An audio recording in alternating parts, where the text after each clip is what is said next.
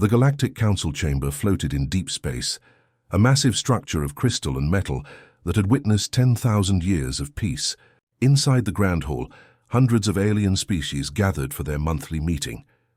The air hummed with different breathing patterns and strange sounds. The Zephyrians sat in the front rows. Their blue skin glowed softly under the chamber lights. Four arms moved gracefully as they discussed trade agreements. They were peaceful merchants who never raised their voices in anger. Behind them, the Krell clicked their mandibles together. They looked like giant praying mantises, their exoskeletons shining green and black. Despite their scary appearance, the Krell were gentle farmers who grew crystal plants on their frozen moon. The Vryn floated near the ceiling, their jellyfish-like bodies pulsing with bioluminescent patterns. They communicated through color changes, painting their thoughts in the air. Council Speaker Zephyra raised two of her four arms. "Brothers and sisters of the galaxy," she said in a melodic voice, "we gather today with exciting news. Scout Ship Harmony has returned from the Outer Rim." The chamber fell silent. Outer Rim missions were rare. That part of the galaxy was unexplored, possibly dangerous. Captain Vex, a Krell scout, moved to the center platform. His large compound eyes reflected the crowd. "We found something," he clicked nervously. "A new world." "A living world," gasps filled the chamber. New living worlds were incredibly rare. "Show us," Zephyra commanded. A hologram appeared above them, a beautiful blue and green planet spinning slowly. White clouds swirled across its surface. Oceans sparkled. Continents stretched wide. "We observed from orbit for 3 cycles," Captain Vex continued. "The planet is full of life. But more importantly, it has intelligent beings." The chamber erupted in excited chatter. New intelligent species were even rarer than new worlds. "We call them humans," Vex said. The hologram changed, showing images of people walking in cities, working in fields, playing with small creatures. "Look at them," a Vryn flashed in yellow, happy colors. "They build structures. They grow food. They live in communities. They wear cloth coverings," a Zephyrian noted, sign of civilization. Most importantly, Captain Vex zoomed in on an image of humans eating at a table. "They consume plants. See fruits, vegetables, grains? They are herbivores like most of us." Relief swept through the chamber. Herbivores meant peaceful. Herbivores meant safe. In the entire known galaxy, almost every intelligent species evolved from plant eaters. Predators were too aggressive, too violent to develop civilization. This was established fact, proven over thousands of years. "I propose," Zephyra announced, "that we make friendly contact, welcome them to the Galactic Council. Share our knowledge and peace." Voices rose in agreement. Arms waved. Colors flashed approval. But in the back of the chamber, an old Zephyrian scientist named Kalos slowly stood up. His skin had faded to pale blue with age. He had studied evolutionary biology for 300 years. "Wait," his voice was soft but urgent. "Show that image again." The close view of their faces. Captain Vex seemed annoyed but complied. A human face filled the hologram. A woman, smiling, Kalos stared for a long moment. His 4 hands trembled. "Their eyes," he whispered. "Look at their eyes. What about them?" Zephyra asked. They faced forward. Kalos's voice cracked with fear. Both eyes on the front of their face, positioned for binocular vision, for depth perception. The chamber went quiet. "So what?" a young Krell asked. Kalos turned slowly, his old eyes scanning the crowd. "In all my years of study, I've learned one universal truth. Eyes on the sides of the head, like us, mean prey. We need to see danger coming from all directions. But eyes facing forward, that means—" He couldn't finish the sentence. "That means what?" Zephyra demanded. "That means hunters," Kalos said, his voice barely audible. "Predators. They don't need to watch for danger. They are the danger." Uncomfortable laughter rippled through the chamber. "Ridiculous," Captain Vex clicked. "They grow crops. They build cities. They're civilized." "Perhaps," Kalos said slowly. "But what if we're wrong? What if—" "Enough," Zephyra cut him off. "We will not make decisions based on fear of eye placement." Captain Vex observed them for 3 full cycles. "They are peaceful. We vote now. All in favor of friendly contact?"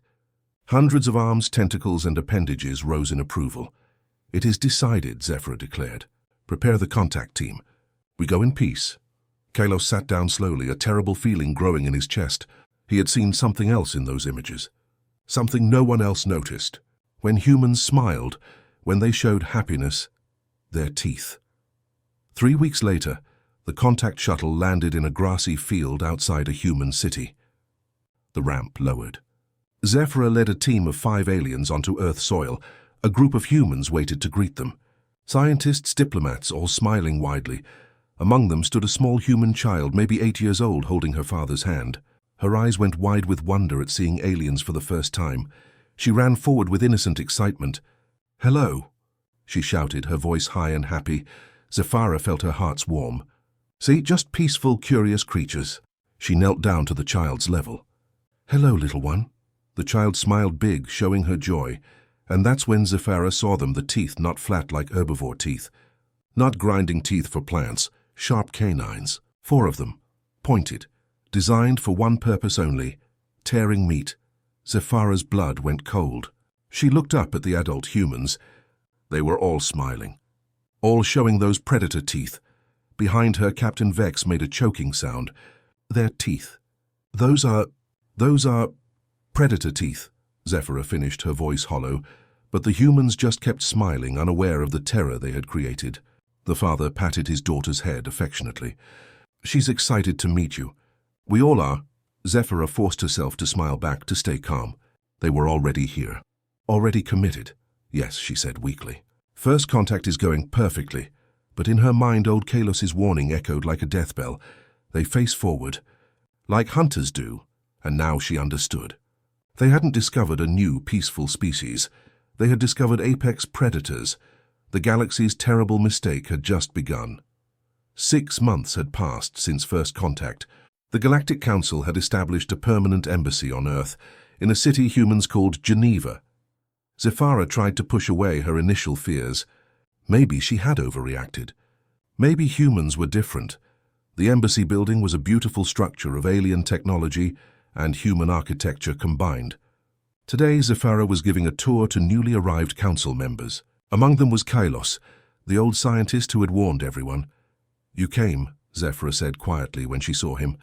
"Someone needs to study them properly," Kalos replied, his pale blue skin almost grey with worry.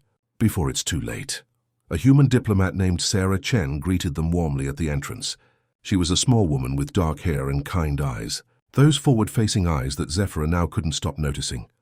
"Welcome, honored guests." Sarah's smile was genuine. "We've prepared a special tour for you today. We want you to understand human culture and history." The group of 12 aliens followed Sarah through the city streets. Humans stopped and stared, but not with hostility, with curiosity. Children pointed and waved. Adults took pictures on their devices. "They seem so gentle," whispered a young Vryn, flashing soft pink colors of contentment. Kylos said nothing, but his eyes watched everything. Sarah led them to a massive building with columns. "This is our Natural History Museum," she explained. "It tells the story of Earth and humanity." Inside, the museum was cool and quiet. Their footsteps echoed on marble floors. The first exhibits showed Earth's formation, dinosaurs, ancient seas. The aliens marveled at the diversity of life. Then they entered a hall called Human Evolution. The temperature seemed to drop. On the walls hung paintings of early humans. But these weren't the civilized humans the aliens had met. These were primitive, muscular, covered in animal skins, and in their hands, weapons. "This is from about 2 million years ago," Sarah explained casually, pointing to a painting of early humans surrounding a large animal. "Our ancestors were persistence hunters." Persistence. Hunters? Captain Vex clicked nervously. "Oh yes," Sarah smiled, completely unaware of the growing horror in her audience. "Humans aren't fast runners compared to prey animals. So we developed a different strategy. We chased them. For hours, sometimes days. We just kept running, never stopping, never giving up." She pointed to another display. "See, most animals sprint fast but overheat quickly. Humans can sweat to cool down. We can regulate our breathing while running.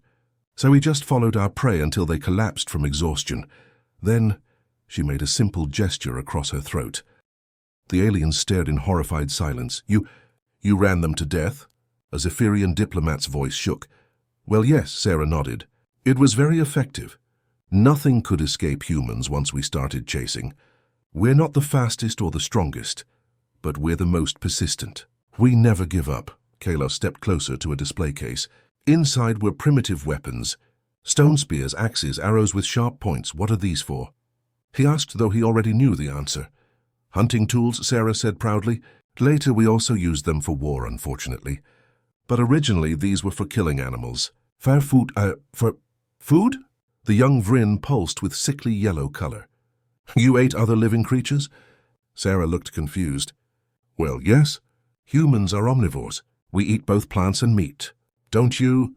No, Zephyra said flatly. The entire Galactic Council consists of herbivore species. We eat only plants. The idea of consuming another creature is... Oh. Sarah's expression shifted to embarrassment. I'm so sorry. I didn't realize. That must seem barbaric to you. Please continue the tour, Kalos said calmly, though his hands trembled. We need to understand. Sarah led them deeper into the museum. Each exhibit revealed more disturbing truths. Humans had hunted mammoth-sized creatures to extinction. Humans had survived ice ages that would have killed any council species. Humans had developed hundreds of different weapons, swords, bows, guns, bombs. But the most shocking exhibit was titled Human Endurance. This might interest you, Sarah said. Humans are actually not built for strength like some Earth animals. But we have something special. Endurance. She pulled up a video on a screen. It showed humans running. Not sprinting. Just running steadily. Mile after mile. Hour after hour. The average human can run a marathon, that's 26 miles, in about 4 hours. Trained humans can do it in 2. Some humans run ultramarathons, going 50 or even 100 miles without stopping. Captain Vex did a quick calculation in his head. He could sprint for maybe 30 seconds before complete exhaustion. Maybe cover 200 meters. These humans could run for hours covering dozens of miles. But why? He clicked in confusion. Why would you need to run so far? Evolution, Kalos answered before Sarah could. They chased prey until it died from exhaustion. They needed to run forever, so their bodies adapted. Sarah looked at the old scientist with surprise. That's exactly right. You understand us well. I'm beginning to, Kalos said grimly. The tour continued. They learned about human history. Wars that killed millions, empires that conquered continents, weapons that could destroy entire cities in seconds. But they also saw art, music, literature, hospitals where humans healed each other, schools where they taught children, monuments to peace. It was confusing, contradictory, terrifying and beautiful at the same time. Finally, Sarah led them to a special exhibit. This is my favorite part. It shows Earth's gravity and atmosphere compared to other planets. She pulled up a holographic comparison. Earth's gravity, 1 pog, standard atmospheric pressure, oxygen-rich air. Then she showed data the Council had sent about their home worlds. Zephyria, 0.7 g, thin atmosphere. Krell Prime, 0.6 g, low oxygen. Vryn, 0.4 g, liquid environment. Wait, a Zephyrian diplomat said slowly. Our worlds have much lower gravity than Earth. Yes, Sarah nodded. Earth is a high-gravity world. That's why humans are so dense. Our bones are thick. Our muscles are powerful. We evolved under intense pressure. The implications crashed over the aliens like a wave. Humans were strong, not just by human standards. By galactic standards, humans were incredibly, frighteningly strong. Would you like to see our fitness center? Sarah asked innocently. It's next door. Some human soldiers are training there today. The aliens followed in stunned silence. The gym was huge. Dozens of humans were exercising, lifting heavy weights, running on machines, pushing their bodies to limits that would kill any council species. A human soldier approached them. He was large, muscular, covered in sweat. He smiled. Those predator teeth again. Hey there, he said cheerfully. You're the alien ambassadors, right? Welcome to Earth. He extended his hand for a handshake. A Zephyrian diplomat nervously reached out with one of her 4 hands. The human's grip was gentle, but even that gentle pressure made her wince. His hand felt like steel wrapped in skin. How much weight can you lift? Kalos asked the soldier. Me, personally. I can deadlift about 400 pounds. That's a bit above average for a soldier. Kalos did the math. In Zephyrian terms, that was impossible.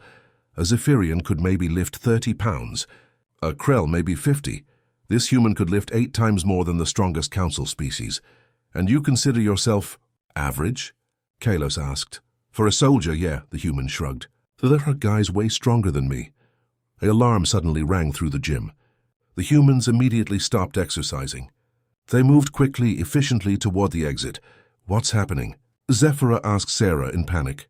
Oh, just a fire drill, Sarah said calmly. Standard procedure. Everyone evacuates the building. The aliens watched as humans organized themselves instantly. No panic, no chaos, just swift, coordinated movement, like a pack of predators working together. Within 2 minutes, the entire building was empty. Impressive, Captain Vex clicked. We train for emergencies, Sarah explained. It's important to stay calm and work as a team during crises. After the drill ended, Sarah walked them back to the embassy. The sun was setting, painting the sky orange and red. Thank you for the tour, Zephyra said carefully. We learned a lot. I hope it helped you understand us better, Sarah smiled. We know we're different from you, but we want to be friends. We want peace. After Sarah left, the alien diplomats gathered in a private room. No one spoke for a long time. Finally, the young Vryn flashed a question in dim blue colors. What have we done? We invited apex predators into the galaxy, Kalos said quietly. Creatures that evolved by hunting everything that ran from them. Creatures built to never stop, never quit, never give up. Creatures strong enough to crush us without trying. Creatures with weapons that could destroy planets. But they seem so kind, a Zephyrian protested weakly. That's what makes them truly terrifying, Kalos replied. They're predators with empathy. Killers with conscience. They could destroy us, but they choose not to. For now, Zephyra's 4 hands covered her face. The Council needs to know. They need to understand what humans really are. Will they listen? Captain Vex asked. Before anyone could answer, alarms blared throughout the embassy. Red lights flashed. A communication officer burst into the room. Emergency! A cargo ship was just attacked. Pirates! They've taken hostages! Where? Zephyra demanded. Near the Mars colony. The ship has 3 humans aboard, along with 5 of our people. Everyone's blood ran cold. Pirates don't know about humans yet, Kylo said slowly. They think humans are weak prey species. Like us. We need to send help immediately. Zephyra stood up. It's too late, the officer said, voice shaking. The attack was 30 minutes ago. By the time we get there, the hostages will be dead, Captain Vex finished grimly. They stood in helpless silence. None of them realized the pirates had made a fatal mistake. They had trapped themselves in a ship with 3 humans, and as the old human saying goes, it's not about being trapped with them. They're trapped with you. The galaxy was about to learn what happens when you threaten a human's crew. The cargo ship Stellar Drift floated silently in the darkness near Mars. Inside, chaos had turned to eerie quiet. Captain Vex watched the security feed from the embassy, his compound eyes wide with horror. What had started as a routine pirate attack had become something else entirely, something the galaxy had never witnessed before. 20 minutes earlier, the Krell pirate gang called the Razorbacks had boarded the ship. They were the most feared criminals in 3 sectors, large, armored, ruthless. They had hijacked over 50 vessels and never left survivors who resisted. The security footage showed the initial breach. Explosive charges blew the airlock. 20 Krell warriors poured in, their exoskeletons painted blood red, mandibles clicking with aggression. The Stellar Drift crew had been in the cargo bay. 5 aliens, 2 Zephyrians, 2 Vryn, and 1 Krell merchant, and 3 humans, everyone on the floor. The pirate leader, Scratch, had roared, "Surrender or die!" The 5 aliens immediately dropped down, arms spread, showing submission. This was standard procedure. Pirates wanted cargo, not killing. If you surrendered, you usually lived, but the 3 humans didn't move. Back in the embassy, Zephyra leaned closer to the screen. Why aren't they surrendering? I don't know, Kalos whispered. On the feed, one of the humans stepped forward. His name was Marcus Torres, the ship's engineer. He was average height for a human, maybe 40 years old, with graying hair and calm eyes. Leave the ship, Marcus said simply. Take your men and go, the pirates laughed. The sound was horrible, like metal scraping metal. Scratch moved closer to Marcus, towering over him. You dare give me orders, little mammal? Last warning, Marcus said. His voice hadn't changed. Still calm. Still steady? Or what? Scratch leaned down, mandibles inches from Marcus's face. Marcus glanced at his two crewmates, a woman named Chen and a young man named Deshawn. Something passed between them. Not words, just understanding. Then Marcus smiled. Those predator teeth. "Or we make you leave," Marcus said softly. What happened next took exactly 4 minutes and 37 seconds. Scratch swung at Marcus with his bladed arm. It was fast. By Krell standards, incredibly fast. But Marcus wasn't there anymore. He had moved. Not frantically. Not in panic. With practiced efficiency. The blade whistled past his head by centimeters. Then Marcus did something that made every alien watching gasp. He punched Scratch in the throat. Not a wild swing. A precise strike. Marcus's knuckles, those human hand bones that evolved from climbing and tool-using, hit exactly where Scratch's exoskeleton had a weak point. Scratch made a choking sound and stumbled back. Now, Marcus said, Chen and Deshawn moved. The pirates expected them to run. Instead, they attacked. Chen grabbed a metal pipe from a nearby crate. She swung it like humans had swung weapons for millions of years. With leverage, with precision, with the unconscious knowledge of every human ancestor who had ever held a club. The pipe hit a pirate's leg joint. The exoskeleton cracked. Deshawn, the youngest human, went low. He swept a pirate's legs out from under them. Humans were excellent at fighting on the ground, another adaptation from their predator days. When the pirate fell, Deshawn was already on them, hands finding weak points, pulling, twisting. "Shoot them!" Scratch screamed. 3 pirates raised weapons, but Marcus was already moving again. He rolled. Humans could rotate their spines in ways most species couldn't, and came up next to a pirate. He grabbed the weapon, twisted it. The pirate's grip broke. Human hand strength, evolved from hanging from trees and crushing bones, was terrifying. Marcus turned the weapon on the other pirates and fired. In the embassy, the watching aliens couldn't breathe. "This isn't possible," a Zephyrian diplomat whispered. 3 against 20. "They should be dead." "Look at them," Kylos said, his voice filled with awful understanding. "They're not fighting scared.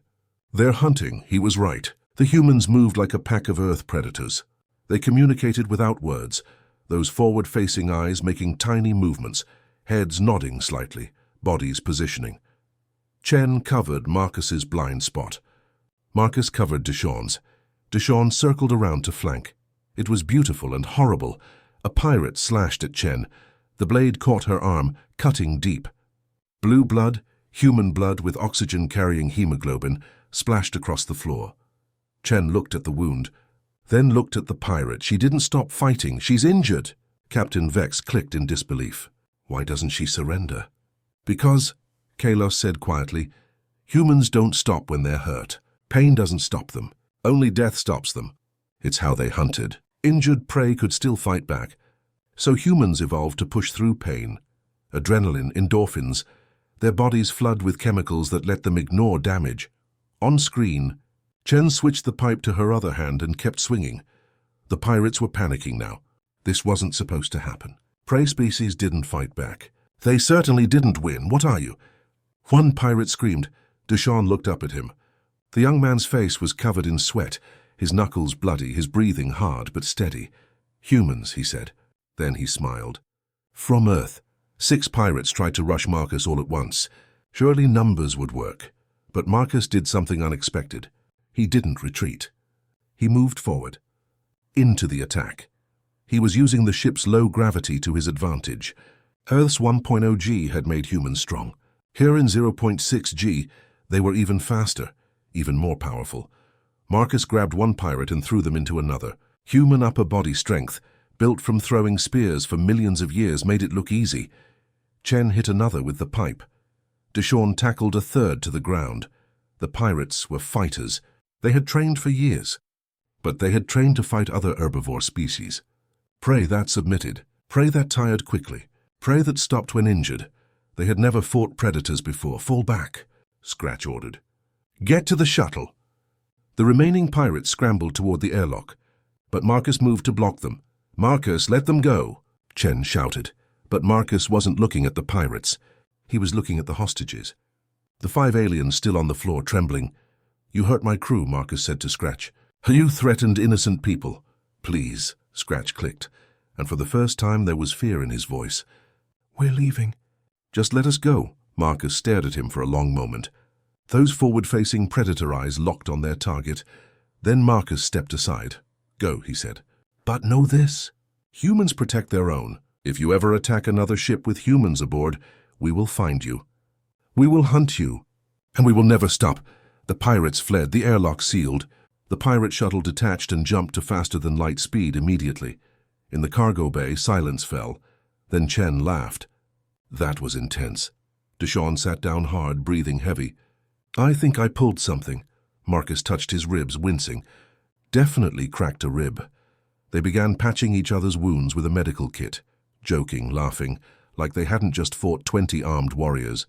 The 5 alien hostages slowly stood up, staring at the humans in absolute shock. You saved us," one of the Zephyrians whispered. "Of course," Marcus said, wrapping bandages around Chen's arm. "Your crew." "We protect crew, but you were hurt," the Zephyrian said. "Chen is bleeding. Deshawn is exhausted. You, Marcus, have broken bones. Why didn't you surrender?" Marcus looked confused by the question. "Because they threatened you. They threatened our ship. Humans don't surrender when others are in danger. We fight, even if it means dying." Avrin flashed in disbelieving orange. "Especially then," Chen said simply. Back at the embassy, the feed ended. The room was silent. Then slowly every alien turned to look at Kalos. "You tried to warn us," Zephyra said, her voice hollow. "You said they were predators. But we didn't understand. We thought predator just meant aggressive, violent." "It means so much more than that," Kalos said. "It means never giving up, never surrendering. Fighting through pain, protecting the pack, working together to bring down prey larger than themselves." "But they had mercy," Captain Vex clicked. "They let the pirates go, which makes them even more dangerous," Kalos replied. "A mindless killer we could understand. But humans, they're predators who choose when to kill and when to spare. They're dangerous and ethical. They're aggressive and compassionate." A communication officer burst into the room again. "The footage, it leaked!" "Someone recorded it from the ship's systems." "What?" Zephyra stood up.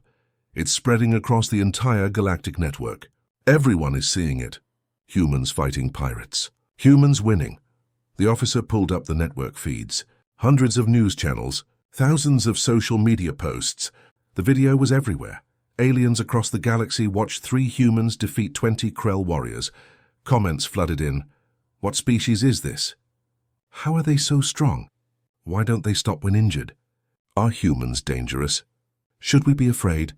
And then, a message appeared on every official government channel.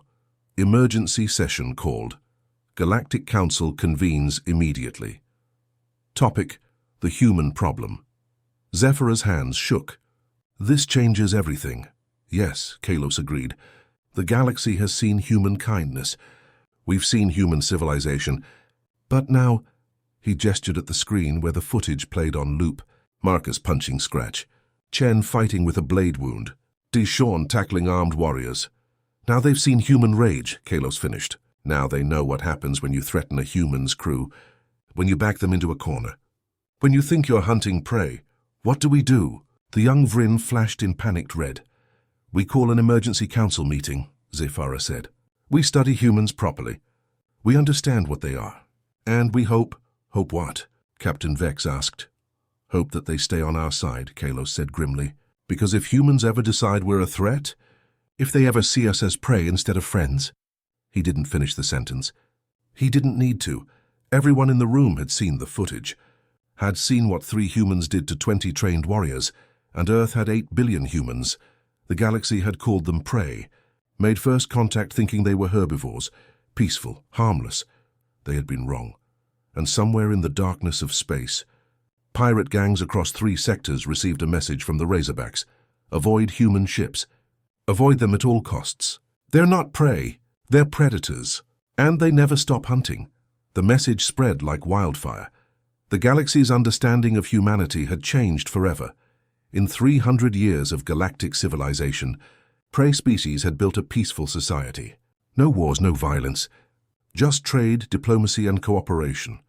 But now, for the first time, predators had joined the galaxy, and everyone was about to learn what that really meant. The Galactic Council's emergency session was held in complete secrecy. No press, no public observers, just the Council's highest authorities and their best scientific minds. The chamber felt different now. The same crystal walls, the same floating platforms, but the atmosphere had changed. Fear hung in the air like smoke. Zephyra stood at the center podium, her forearms trembling slightly. Around her, representatives from 47 species waited in tense silence. "We have a problem," she began. "The humans." A hologram appeared above them. The footage from the stellar drift. Every council member had already seen it, but watching it again in the grand chamber made it more real. More terrifying, 3 humans, 20 Krell warriors, 4 minutes and 37 seconds. When the footage ended, no one spoke. Finally, High Chancellor Theron, an ancient Vryn who had led the council for 200 years, pulsed with deep purple colors of concern. "Explain to us, Zephyra. You have been on Earth for 6 months. What are humans?" "That," Zephyra said carefully, "is what we need to understand. I have invited our leading xenobiologist, Kalos, and a special research team. They have been studying humans in secret. What they discovered," actually, she couldn't finish. Kalos moved to the podium. He looked older than before, his blue skin almost gray. The weight of his knowledge showed in every movement. "Honored Council," he said quietly, "I will be direct. Humans are not like us. They are not like any species in the known galaxy.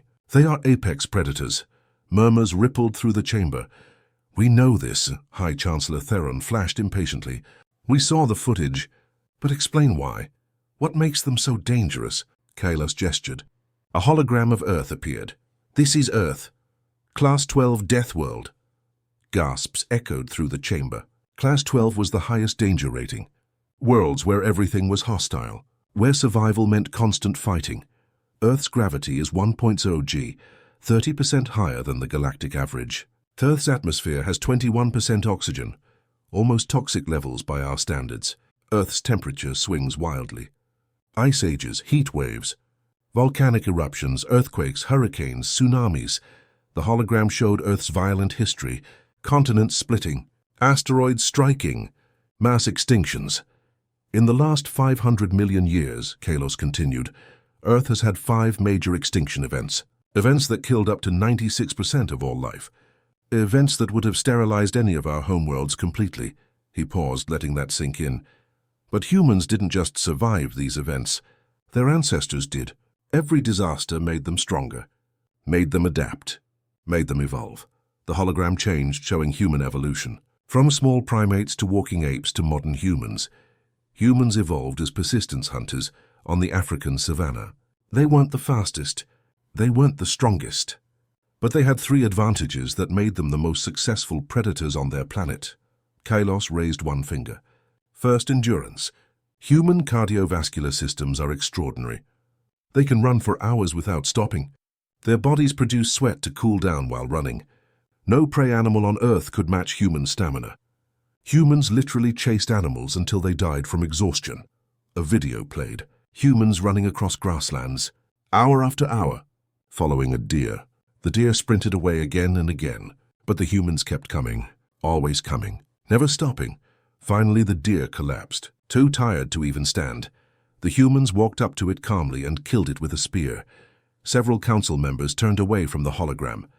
Second advantage, Kalos raised another finger. Intelligence and tool use. Human brains are massive. They plan, they strategize, they create weapons. From simple stone spears to nuclear bombs, humans have always found new ways to kill. The hologram showed human weapon evolution. Stone tools, bronze swords, steel cannons, automatic rifles, missiles, nuclear warheads.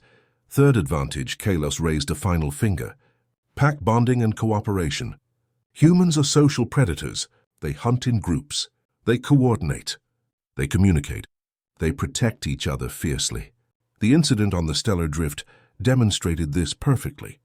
3 humans worked together like a single organism. High Chancellor Theron pulsed with anxious yellow. But many species are social.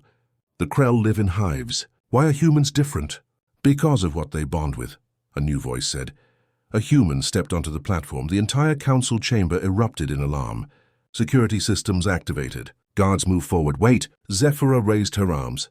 "This is Dr. Lisa Zhao, a human xenobiologist. I invited her. She needs to explain something we cannot. The chamber quieted, but every alien watched the human with terrified fascination. Dr. Zhao was a small woman, maybe 50 years old, with grey streaks in her black hair. She wore simple clothing and glasses. She looked completely harmless, but everyone in the chamber had seen the footage. They knew what humans could do. "Thank you for allowing me to speak," Dr. Zhao said calmly. "I understand you're afraid of us. That's reasonable. We are predators. We did evolve by hunting, but there's something about humans you need to understand. Something that makes us different from any predator species that ever existed." She pulled up a new hologram. Pictures of humans with animals, humans hugging dogs, humans petting cats, humans riding horses, humans swimming with dolphins. Humans pack bond, Dr. Zhao said. But not just with other humans. We pack bond with everything. We domesticated wolves and turned them into dogs, our best friends. We befriended cats even though they're predators too. We keep birds, reptiles, fish, even spiders as pets. We name our cars. We apologize to furniture when we bump into it. We feel sad when robots in movies die. Confused colors flash throughout the chamber. "I don't understand," Captain Vex clicked. "Why would predators bond with prey?" "Because," Dr. Zhao said softly, "humans aren't just predators. We're survivors. On Earth, you can't survive alone. You need allies. So humans evolved to form emotional connections, not just with our own species, but with anything that helps us survive. Dogs helped us hunt. Cats killed pests. Horses carried us. So we protected them.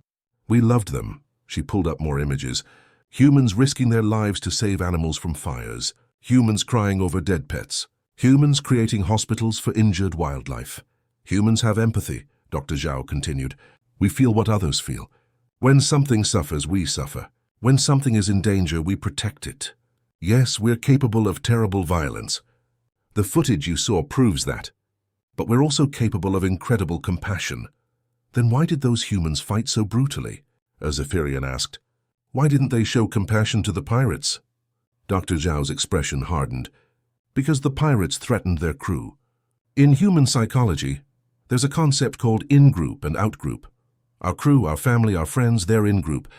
We protect them with everything we have. We'll die for them. We'll kill for them. She paused. The pirates became out-group, threats, predators attacking our pack. And when you threaten a human's pack, she didn't finish, but everyone understood. Kylos stepped forward again. This is what makes humans so dangerous. They're not mindless killers. They're empathetic killers. They're compassionate predators. They have all the hunting instincts of apex predators, but also the social bonding of pack animals, and the intelligence to choose when to use violence and when to show mercy. A long silence filled the chamber. Then a young researcher, a Krell named Tix, spoke up nervously. We've analyzed human history. Their wars, their conflicts. In Earth year 1945, they used nuclear weapons. They killed hundreds of thousands of their own species in seconds. If they can do that to each other, what could they do to us? Dr. Zhao nodded slowly. That's a fair question. Yes, humans wage war. Yes, we've done terrible things to each other. But we also learned from those horrors. After the nuclear bombs, humans created international laws. We built organizations dedicated to peace. We're not perfect. We still fight. But we're trying to be better. Can you prove that? High Chancellor Theron flashed in deep blue skepticism. Look at your own embassy staff, Dr. Zhao said. In 6 months, have any humans harmed any of you? We know we're stronger. We know we could hurt you easily, but we haven't, because you're not threats. You're friends. You're in group now. For now, someone muttered. Dr. Zhao heard it. You're right to be cautious. Humans are dangerous. We won't pretend otherwise. But consider this. Earth has 8 billion humans. Different cultures, different languages, different beliefs. For most of our history, we fought each other constantly. But in the last century, we've been moving toward global cooperation. We've reduced wars. We've increased trade and communication. We're learning to live in peace. Why? Theron asked. What changed? We realized, Dr. Zhao said simply, that cooperation is better than conflict, that working together makes everyone stronger, that our survival depends on unity, not division. When you invited us to join the Galactic Council, we saw an opportunity, a chance to be part of something bigger than Earth, A chance to prove that predators and prey can coexist. Kalos pulled up another hologram. Data streams, statistics, charts. My team has been studying human behavior on Earth and in space. We've monitored their interactions with our people. We've analyzed their decisions. And we've found something interesting. The charts showed incident reports, conflicts, problems. In 6 months, there have been 473 minor incidents between humans and aliens. Cultural misunderstandings, accidents, arguments. But in every single case, humans de-escalated. They apologized. They compromised. They sought peaceful solutions. Except on the stellar drift, someone pointed out. Because that wasn't a misunderstanding, Kalos said. That was an attack. And humans have a very clear moral code. Don't start fights, but always finish them. Don't harm the innocent, but punish those who do. Don't be cruel, but never be weak. That's a predator's morality, Theron observed. Yes, Dr. Zhao admitted, but it's also a protector's morality. Humans see themselves as guardians. We protect the weak. We stand up to bullies. We believe in justice, even if we sometimes disagree on what justice means. The chamber fell silent again as everyone processed this information. Finally, Captain Vex spoke. What do we do? Humans are already part of the council. We can't uninvite them. And frankly, after seeing that footage, I don't think we could force them to leave even if we wanted to. We don't want to leave, Dr. Zhao said firmly. Earth wants to be part of the galactic community. We want to trade, to learn, to explore, to make friends, but, Zephyra prompted. But we need you to understand what we are. We're not prey pretending to be civilized. We're predators who chose civilization. We're dangerous, yes, but we're dangerous to those who threaten peace. To pirates, to invaders, to bullies. She looked around the chamber, meeting eyes with as many aliens as she could. Humans will protect you, Dr. Zhao said. If you're attacked, we'll fight for you. If you're in danger, we'll save you. That's what we do. That's who we are. But you need to decide. Do you want protectors or do you want to stay alone and safe? Before anyone could answer, alarms suddenly blared throughout the station. Red lights flashed. Emergency broadcasts activated on every screen. A panicked voice came through the communication system. Attention! Attention! Multiple ships detected entering Council space. Unknown fleet. Massive signatures. They're not responding to hails. Oh gods, they're firing. They're attacking Outpost 7. The transmission cut to static. The chamber erupted in chaos. Aliens shouting. Colors flashing in panic. Everyone talking at once. High Chancellor Theron pulsed with commanding purple. Silence! The chaos stopped. What was that? Theron demanded. Who's attacking? A military officer burst into the chamber. The Dravix Empire, Chancellor. They've entered our space with 500 warships. They're demanding our surrender. The name sent waves of terror through the chamber. The Dravix Empire. The only other aggressive species in the known galaxy. They had conquered 50 star systems. Enslaved 30 species. They had never been stopped and now they were here. We have to evacuate. Someone shouted, we have to surrender. Another cried, we fight, a calm voice said. Everyone turned. Dr. Zhao stood at the podium, her expression unchanged. But something in her eyes had shifted. Something ancient and dangerous. You wanted to know what humans are, she said quietly. You've seen us be friendly. You've seen us be violent. But you haven't seen us at war. You haven't seen what happens when someone threatens our home. When someone attacks our friends. She pulled out a communication device. Dr. Zhao to Earth Defense Command. We have a situation, a voice responded immediately. We know, Doctor. We've been monitoring. The Dravix just attacked a council outpost. Multiple civilian casualties. Dr. Zhao's jaw tightened. They killed civilians? Yes, ma'am. Something changed in the room. The temperature seemed to drop.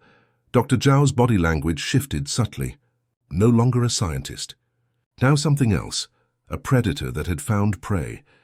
Authorized protocol guardian, Dr. Zhao said into the device. Doctor, are you sure? They attacked civilians, Dr. Zhao repeated, her voice like ice. They threatened council space. They threatened our friends. Authorized protocol guardian, now a pause. Then authorized. Earth Defense Fleet is mobilizing. ETA to your position. 16 hours. Dr. Zhao looked up at the council, at the terrified aliens, at species who had never known war. You asked if you should fear humans, she said softly. The answer is no. You should never fear us. But the Draviks, she smiled. Those predator teeth, they're about to learn why you never threaten a human's pack. In the darkness of space, Earth's defense fleet began to move. Hundreds of warships, thousands of soldiers, millions of humans who had just learned that their new friends were under attack. The Draviks Empire had conquered 50 species, but they had never fought apex predators before. They were about to learn the difference between prey and predators, and humanity was about to teach the galaxy what happens when you hunt the hunters. The Draviks Empire had ruled through fear for 300 years.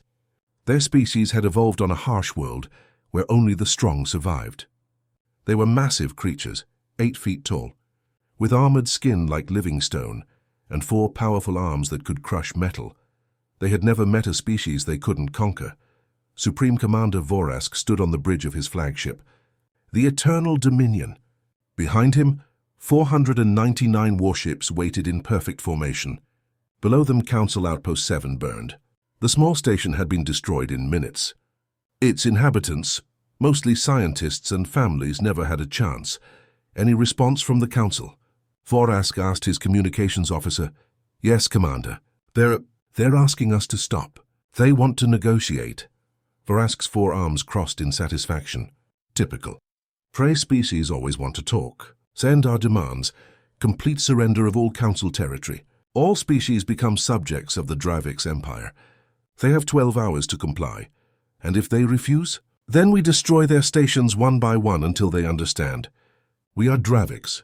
We do not lose. What Vorask didn't know was that the Council had already sent a different message. Not to negotiate, to ask for help. 16 hours after Dr. Zhao's call, the Earth Defense Fleet arrived at the edge of Council space. The fleet was impressive by human standards. 200 warships, 50 support vessels, 30,000 soldiers, humanity's best technology and warriors. But compared to the Draviks Armada, they looked small. Admiral Sarah Chen stood on the bridge of the flagship Perseverance. Yes, the same Chen who had fought pirates on the Stellar Drift. She had been promoted rapidly after that incident. Her arm still had a scar from the blade wound, but she wore it proudly. Status report, she commanded. Dravik's fleet is holding position near the 5th planet, her tactical officer replied. They've destroyed 3 outposts. Casualties estimated at 15,000 civilians. They're demanding Council surrender. Chen's jaw tightened. 15,000 dead. Mostly scientists, families, people who had never hurt anyone. Have they responded to our hails? Yes, ma'am. They're laughing at us. They say 200 human ships against 500 Draviks warships is suicide. They're calling us foolish prey. Chen smiled slightly. Not a happy smile. A predator's smile. Open a channel to the entire fleet, she ordered. Across 200 ships, 30,000 human soldiers heard their admiral's voice. This is Admiral Chen. You've all seen the reports. The Draviks attacked civilians. They killed families. They think we're weak. They think we're prey. They think we'll run, she paused. They don't know us. They don't know that humans evolved by hunting. That we chased prey for days without stopping. That we turned wolves into friends and enemies into dust. They don't know that when you threaten our pack, we don't retreat. We attack. On every ship, soldiers straightened, checked their weapons, prepared. The Council took a chance on us, Chen continued. They invited us into the galaxy. They became our friends. And now someone is hurting our friends. So we're going to do what humans do best. We're going to hunt. We're going to fight. And we're going to win. Not because we're the strongest, but because we never ever give up. All ships, battle stations.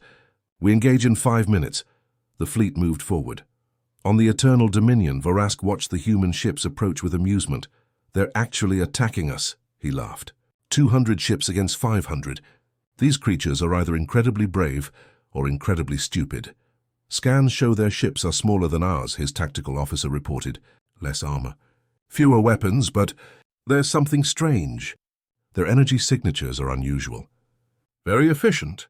And their formations are odd, not standard military patterns. It doesn't matter, Vorask dismissed. Fire when they're in range. Let's end this quickly. The Dravik's fleet opened fire first. Hundreds of energy beams and missiles streaked through space toward the human fleet. And the humans did something unexpected. They scattered, not in panic. With precision, like a school of fish evading a predator. Every ship moved in a different direction, but somehow they didn't collide. They flowed around the incoming fire like water around rocks. What? How did they? Vorask's officer stammered. That level of coordination is impossible. The reaction time needed. Fire again, Vorask roared. The Draviks fired another volley. Again, the humans scattered, but this time they also fired back. Human weapons were different from Draviks' weapons, smaller, faster, more precise. While Draviks used massive energy cannons, humans used railguns, kinetic weapons that fired metal projectiles at incredible speeds. The projectiles were cheap, simple, but moving at relativistic velocities, they hit like nuclear bombs. 3 Dravik ships exploded immediately. Impossible, Vorask shouted. Their weapons shouldn't have that much power. It's not power, Commander, his science officer said quickly. It's physics. They're using kinetic energy, turning speed into force. It's brilliant. Primitive but effective, the human fleet continued to move, not like a military formation, like a hunting pack. Admiral Chen watched her tactical display. Classic persistence hunting pattern, she murmured. Don't engage directly. Wear them down. Make them waste ammunition. Ma'am, the Draviks are pursuing, her officer reported. Good, let them chase us. The human ships retreated, staying just out of optimal Draviks' weapons range. The Draviks' fleet followed, firing constantly. For 3 hours this continued. The Draviks fired thousands of shots. The humans dodged, weaved, occasionally fired back. Small hits, precise strikes. Never committing to a full battle. On the Eternal Dominion, frustration was building. Why won't they stand and fight? Vorask demanded. Commander, we've expended 40% of our ammunition, his tactical officer reported nervously. And we've only destroyed 12 human ships. They're too fast, too coordinated. It's like fighting shadows. Then we chase them down. Full speed ahead. The Draviks' fleet accelerated, and that's when Chen sprang the trap. Now, she said calmly. The human ships suddenly stopped retreating. They turned. And from behind asteroids, from hidden positions near the planet, 50 more human ships appeared. They hadn't brought 200 ships, they had brought 250. The extra 50 had been hiding, waiting. All ships, engage. Target their engines! Pack hunting formation. The human fleet attacked from all directions at once. Small groups of 3 to 5 ships coordinated perfectly. They focused fire on single Draviks vessels, targeting weak points, engine sections, weapon arrays, command bridges. It was exactly like humans hunting mammoths on ancient Earth. Small hunters bringing down massive prey through coordination and persistence. Draviks' ships were larger, more powerful, but they fought as individuals. Humans fought as a pack. Ship Groups Alpha through Echo hit their left flank. Groups Foxtrot through Juliet. Draw their fire. Groups Kilo through Oscar. Target their command ships. Every human ship knew exactly what to do. They communicated constantly, adjusted tactics in real time, covered each other's weaknesses. The Draviks' fleet, for all its size and power, started to crumble. 20 Draviks ships destroyed, then 50, then 100. This is impossible, Vorask screamed. We outnumber them. We're stronger. Strength doesn't matter against speed and coordination, his tactical officer said grimly. Commander, we need to retreat, regroup, study their tactics. Draviks do not retreat. Another explosion. Another Dravik ship gone. Commander, please.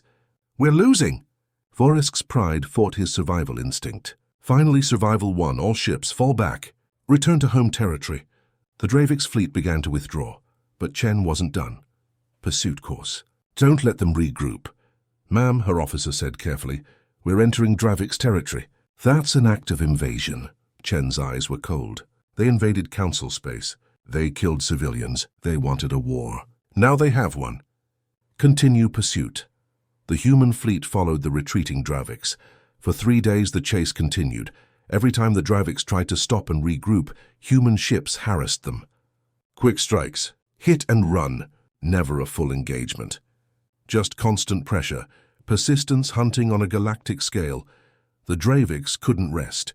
Couldn't repair. Couldn't think. Humans just kept coming. By the time the Draviks' fleet reached their home system, they had lost 200 ships, more than a third of their armada. Vorask sat in his command chair, exhausted. His crew was exhausted. They had been fighting and running for 72 hours without break. Activate the home defense network, he ordered. All stations on high alert. Deploy every ship we have. The humans will crash against our defenses and break. The Dravik's home system was a fortress, orbital weapons platforms, defense stations, 300 additional warships, minefields, automated turrets. It was designed to be impregnable. The human fleet arrived and stopped just outside weapons range. For an hour, nothing happened. Then Admiral Chen opened a channel, not just to the Dravik's military, to every Dravik's communication device, every screen, every radio, every speaker. Her face appeared throughout the entire Dravik's empire. "I am Admiral Sarah Chen of the Earth Defense Fleet," she said calmly. "Your forces invaded peaceful space. You destroyed civilian stations. You killed 15,000 innocent people. You called us prey." She leaned forward, those forward-facing predator eyes staring directly into the camera. "You were wrong. Humans are not prey. We are apex predators. We evolved by hunting the fastest animals on our planet. We chased them until they died from exhaustion. We never stopped. We never gave up. For 2 million years we perfected the art of persistence hunting. Across the Dravik's homeworld, millions of citizens watched in growing fear. You came to our territory. Now we've come to yours. This is what happens when you hunt the apex predator. You become the prey. You wanted war. You have war. But this can still end." Her expression softened slightly, but her eyes remained hard. "Surrender. Withdraw from all conquered territories. Release all enslaved species. Submit to council authority, or—" She gestured behind her. Through the view screen, the Draviks could see the human fleet, damaged but determined, smaller but coordinated. "Or we come to your planet, and we do to you what you did to the council. The choice is yours. You have 1 hour." The transmission ended. On the Eternal Dominion, Vorask sat in stunned silence. "What do we do, Commander?" his officer asked quietly. Vorask looked at his tactical display, the human fleet waiting outside, his exhausted crews, his depleted ammunition, his damaged ships, and he understood. The humans hadn't been trying to destroy the Dravik's fleet in space. They had been herding them, chasing them, exhausting them, like ancient humans chasing deer across the savannah. The Draviks had run to their fortress thinking they were safe, but they had just trapped themselves. "They're predators," Vorask whispered. "They think like predators. They hunt like predators. We fought them like they were prey, but they were hunting us the entire time." "Commander?" Vorask closed his eyes. He had commanded fleets for 50 years, won 100 battles, conquered 20 worlds, but he had never fought predators before. "Open a channel to the human admiral," he said quietly. "Tell her. Tell her we need to discuss terms." On the Perseverance, Admiral Chen allowed herself a small smile. "Incoming transmission from the Dravik's flagship, ma'am. They want to negotiate." "Put them through." Vorask's face appeared on screen. He looked old, tired, defeated. You've won," he said.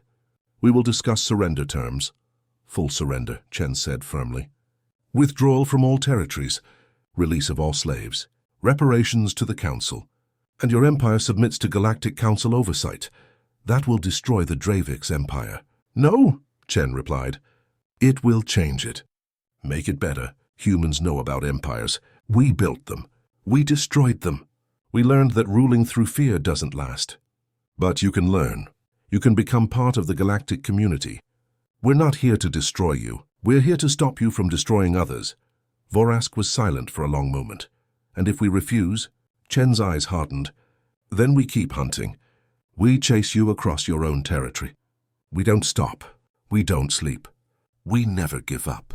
That's what persistence predators do. We exhaust our prey until they can't run anymore. So I ask you, Commander, do you want to spend the next month running from us? Or do you want peace?" The truth was, Chen's fleet was also exhausted. Her ships were damaged. Her crews were tired. She was bluffing, but Vorask didn't know that. All he knew was that humans had chased his fleet for 3 days without stopping, had coordinated perfectly despite being outnumbered, had turned his own retreat into a trap. They were predators, and predators never stopped hunting until the prey was dead or surrendered. Vorask's shoulders slumped. "I accept your terms." Throughout the bridge of the Perseverance, cheers erupted. 30,000 human soldiers across 200 ships celebrated, but Chen just nodded quietly.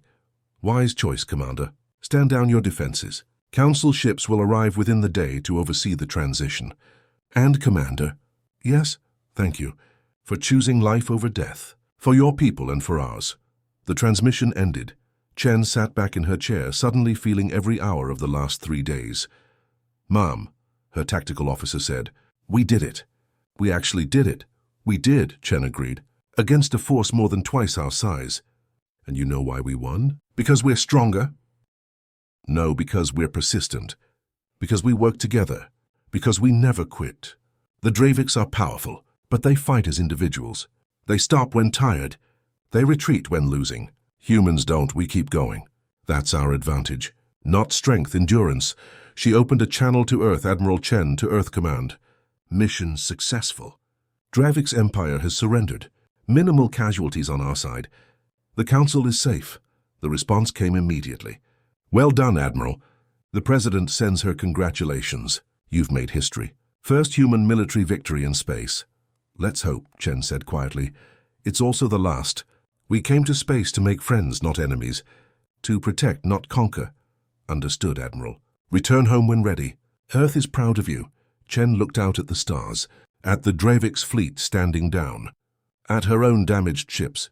Humanity had proven itself, not as mindless killers, but as protectors, defenders, warriors, who fought only when necessary but fought with everything they had. The galaxy had wondered what humans were. Now they knew. Apex predators, who chose to protect instead of dominate.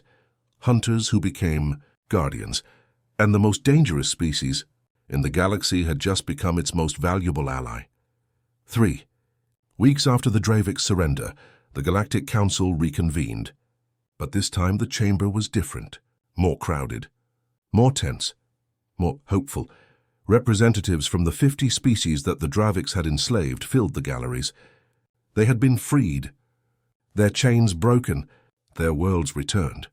All because of humanity. High Chancellor Theron floated at the center, pulsing with ceremonial gold colors. Beside him stood Admiral Chen, still in her uniform, her scarred arm visible. She looked uncomfortable with all the attention. We gathered today, Theron announced, to formally conclude the Dravik's conflict and to address humanity's role in our galaxy. Silence fell across the chamber. 3 weeks ago, the Dravik's empire invaded our space. They killed 15,000 civilians. They demanded our surrender. We were terrified. We had no military, no weapons, no warriors. For 10,000 years we had known only peace. We did not know how to fight. Theron's colors shifted to deep blue respect, but humanity knew. In 3 days, they defeated an empire that had conquered 50 worlds over 3 centuries. They did what we thought was impossible, and now we must decide, what does this mean for the galaxy? Murmurs rippled through the chamber, some fearful, some grateful, some uncertain.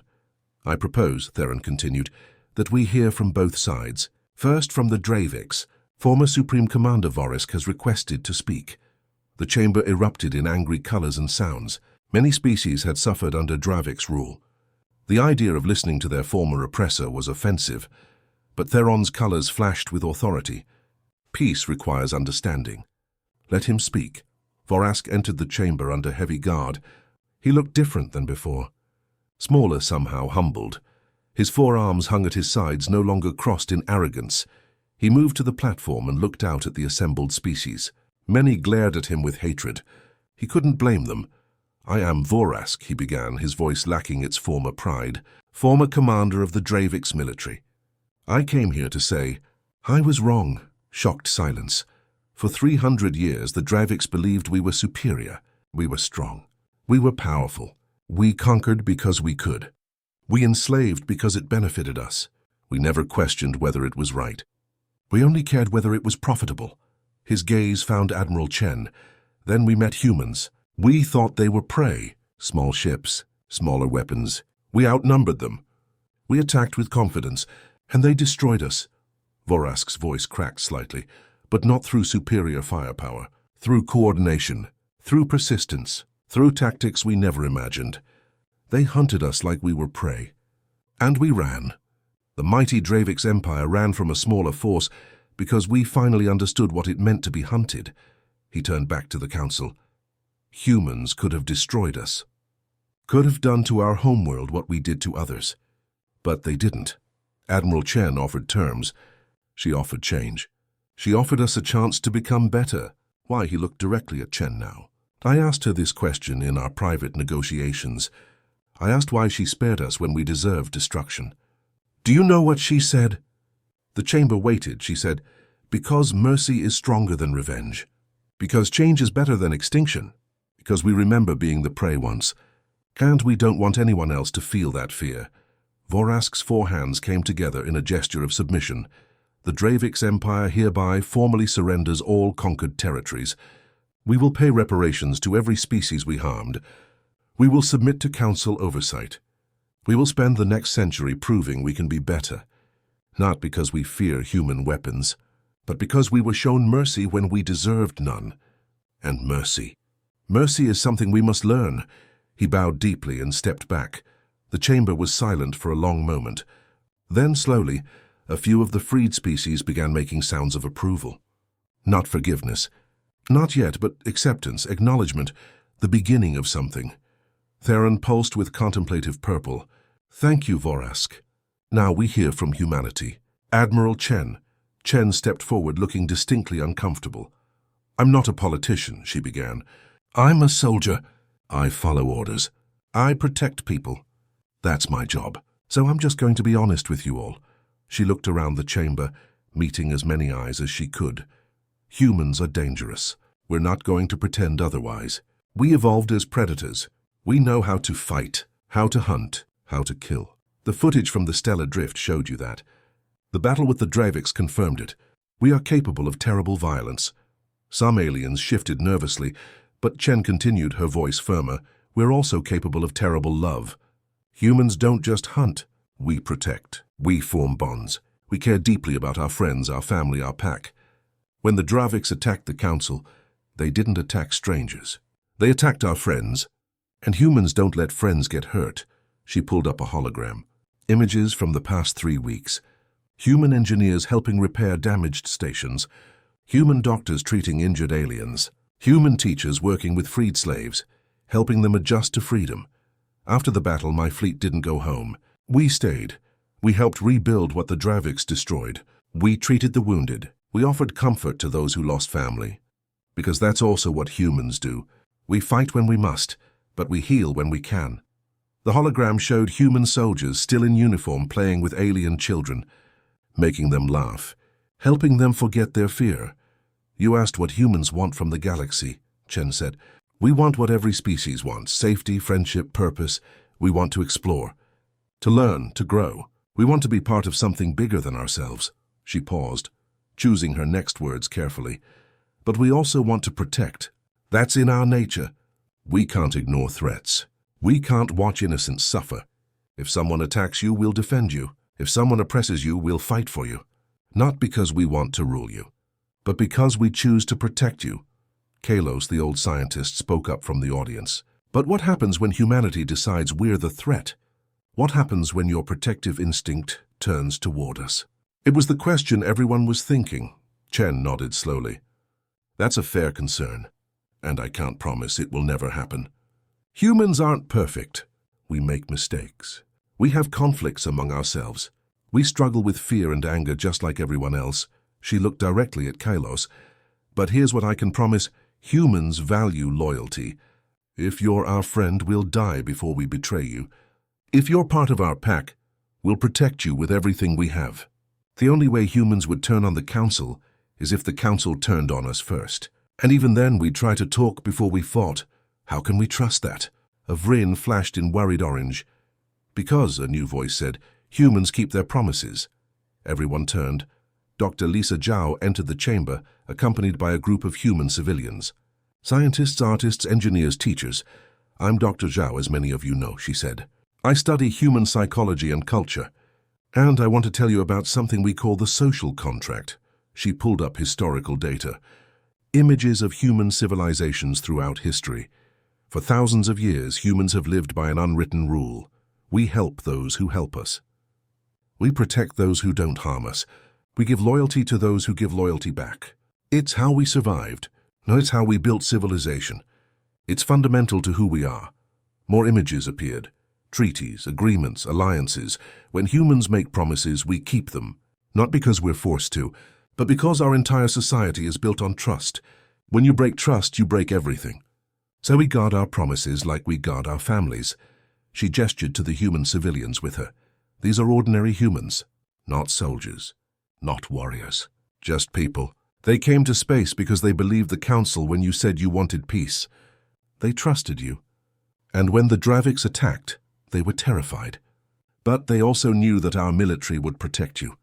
Because that's the promise humanity made when we joined the Council. Protect you. Because that's the promise humanity made when we joined the Council. A human teacher stepped forward. A young woman with kind eyes. My name is Maria Santos. I teach alien children at the embassy school. After the attack, my students were scared. They asked me, will the bad people come back? Will they hurt us again? And do you know what I told them? The chamber was silent. I said, not while humans are here. And we protect our friends always. And I meant it. I'm not a fighter. I don't know how to use weapons.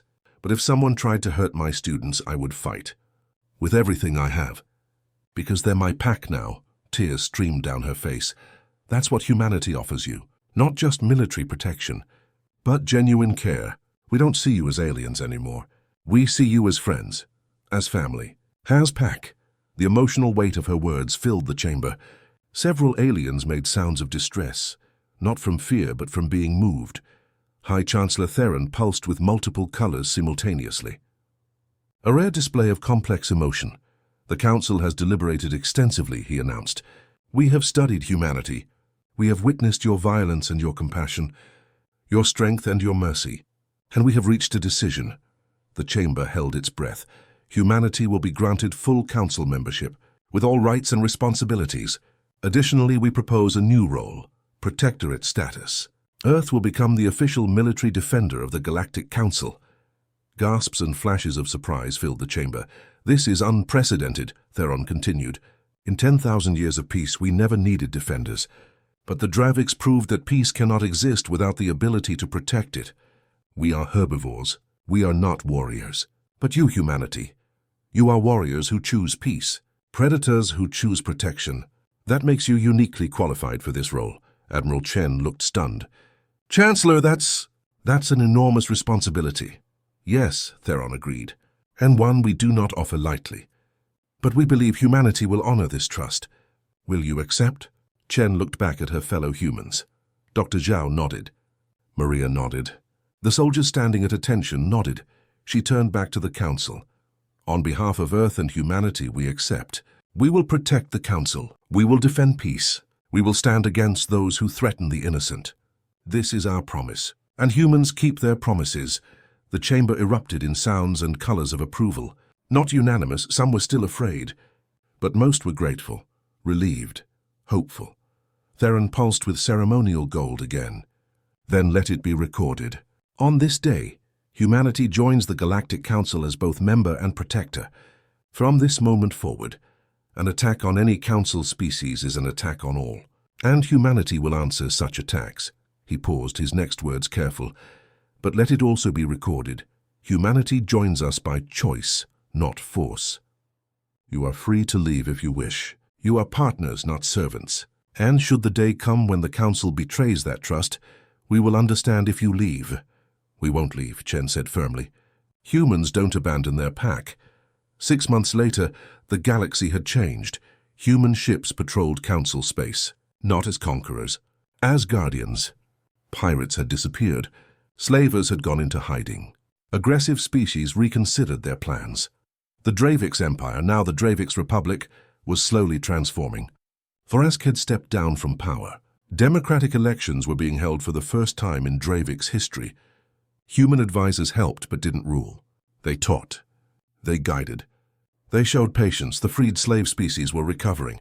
Human therapists worked with traumatized populations. Human engineers rebuilt destroyed worlds. Human teachers educated children who had never known freedom. And humans were learning too. Learning alien languages, alien customs, alien ways of thinking. Humanity had come to space thinking they were unique. Now they understood they were part of something larger. In the Council Embassy on Earth, Kailos stood in an observation room with Dr. Zhao. "Looking at Earth below, I must apologize," the old scientist said quietly. "When I first saw humans, I was terrified. I saw only predators." "You weren't wrong," Dr. Zhao replied. "We are predators. But you're also more than that. You're protectors, healers, teachers, friends. You contain multitudes." "We try," Dr. Zhao smiled. "We don't always succeed, but we try." Kailos's 4 hands gestured thoughtfully. "In my 300 years of study, I learned that evolution shapes species. Herbivores evolved to flee. Predators evolved to chase. But humans, you evolved to do both. You were prey once, long ago. Then you became predators. So you remember both perspectives. You know what it feels like to be hunted, and you know what it takes to hunt. That unique combination makes you perfect for your role." "Perfect is a strong word," Dr. Zhao laughed. "We make mistakes. We have conflicts. Just last week, there was a diplomatic incident because a human soldier didn't understand Vrin color etiquette. But you apologized. You learned. You adapted. That's also human nature. You change when you need to." They stood in comfortable silence for a moment. "Can I ask you something?" Dr. Zhao said. "That first day in the council chamber, when you warned everyone about our eyes, were you afraid of us?" "Terrified," Kailos admitted. "I have studied evolutionary biology my entire life. I know what forward-facing eyes mean. Depth perception for hunting. Predatory focus. I saw your teeth and knew what they meant. Canines for tearing meat. And I understood. We had invited apex predators into our peaceful galaxy. And now," Kailos turned to look at her. His old eyes were wise and kind. "Now I understand something I didn't before. Evolution gives you tools. Forward-facing eyes, strong bodies, hunting instincts, but it doesn't determine who you are. Humans chose what to do with those tools. You could have conquered us, enslaved us, ruled through fear like the Draviks did, but you didn't. You chose to protect instead of dominate, to guard instead of rule, to be friends instead of masters." He placed one of his 4 hands gently on her shoulder. "I'm not afraid of you anymore, Dr. Zhao. I'm grateful, because the galaxy needed protectors, and humanity answered that call. You showed us that predators and prey can coexist. That evolution is not destiny. That choice matters more than biology." Dr. Zhao felt tears in her eyes. "Thank you, Kailos. That means more than you know." A young human intern rushed into the observation room, interrupting the moment. "Dr. Zhao, Admiral Chen, we just received a distress call. An unknown species just made first contact with a Council exploration ship. They're asking for help. Their world is dying. They need evacuation!" "Der Sinder,